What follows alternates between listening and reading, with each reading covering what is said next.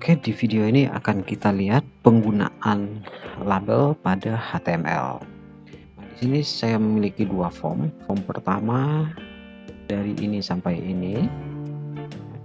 Di sini formnya seperti biasa, ya.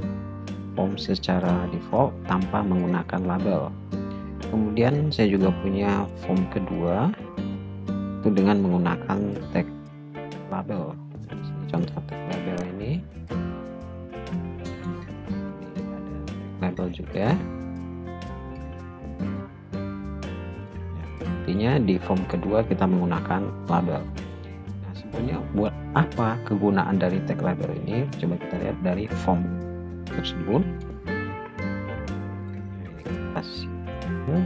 Kita lihat tampilan formnya. Nah, secara tampilan ini tidak ada perbedaan,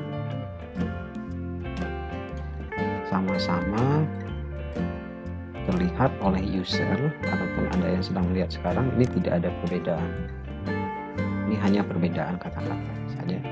Nah, kegunaan label di sini adalah ketika user ingin memilih, di sini pilihannya adalah checkbox, ya. Ketika user memilih checkbox, itu user harus klik kotak ini. Kotak ini tentu terlalu kecil untuk sebuah pilihan, apalagi user nanti adalah orang yang sudah berumur. Apabila diklik pada tulisan, tidak berpengaruh apa-apa. Ini contoh tanpa label. Kemudian ketika digunakan label, lihat di form yang kedua, ketika diklik tulisan, checkbox-nya langsung dan aksi, ya, langsung tersentang sendiri. Jadi tidak harus di kotaknya ketika ingin memilih. Itulah kegunaan dari label ini. Ini akan memudahkan untuk mengisi form. Bagaimana penulisan dari label ini? Penulisannya ada beberapa cara. Yang pertama, setiap input kita awali dengan tag label, kemudian diakhiri dengan tag label. Contohnya ini, yang pertama diawali dengan tag label, kemudian diakhiri dengan tag label. Ini penulisan yang sangat direkomendasikan. Kemudian metode kedua, kita bisa memberikan tag label for,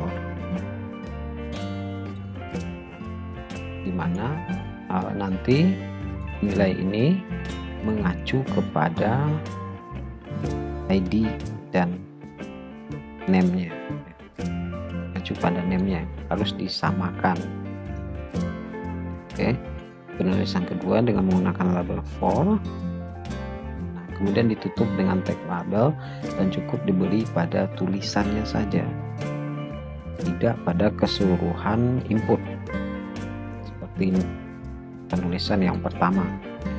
Untuk penulisan yang ketiga, kita bisa memberi label for-nya di awal sebelum tag input. Tag input kemudian diakhiri atau ditutup dengan tag label juga. Bagaimanapun, sepertinya cara yang pertama lebih mudah karena diawali dengan label dan diakhiri dengan label, dengan syarat semua tag input berada di dalam tag label tersebut. Itulah penulisan tag label dan kegunaannya di dalam form HTML.